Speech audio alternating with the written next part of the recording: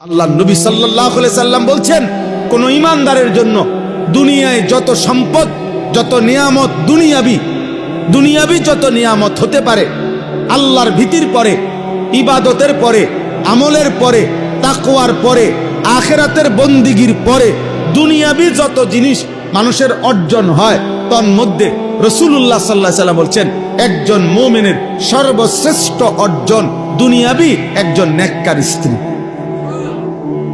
হাদিস, মাস্তাফাদাল মুমিন মিন বাদি তাকওয়াল্লাহ আল মারআতুস সালিহা। এক পবিত্রা, সতী, সাধ্বী, চরিত্রবান, নেককার, রবের সেজদা দেয়, মালিকের কোরআন পড়ে, নিজের ইজ্জতের হেফাজত করে, সম্ভ্রম রক্ষা করে, আব্রু রক্ষা করে, নিজের পর্দার গুরুত্ব দেয়। আল্লাহ নবী সাল্লাল্লাহু আলাইহি সাল্লাম বলেছেন, এটা কোন মানুষের দুনিয়ার শ্রেষ্ঠ অর্জন। দুনিয়াবি বাড়ি, গাড়ি, সম্পদ, অর্থ, বিত্ত, টাকা পয়সা, জায়গা, জমি, ক্ষমতা যা পাচ্ছে দুনিয়া, তার মধ্যে সর্বশ্রেষ্ঠ অর্জন। যুবক বন্ধু, আজ বুঝবা না, মোবাইলের নারী দেখা সহজ, রাস্তার নর্তকী দেখা সহজ, বেহায়া নারী দেখে দেখে তুমি তো মনে করছো খুব মৌজে আসো।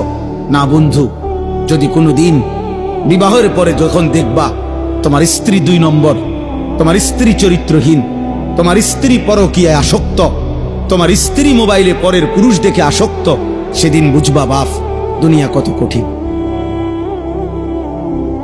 সেদিন আর আখিরাতের জাহান্নামের আগুন জ্বলতে হবে না, তোমার হায়াতে, তোমার কলিজার মধ্যেই জাহান্নামের আগুন জ্বলে উঠবে।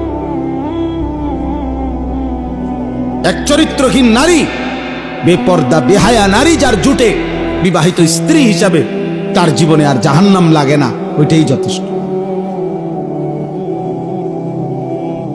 কসম আল্লাহ, ওইটাই যথেষ্ট।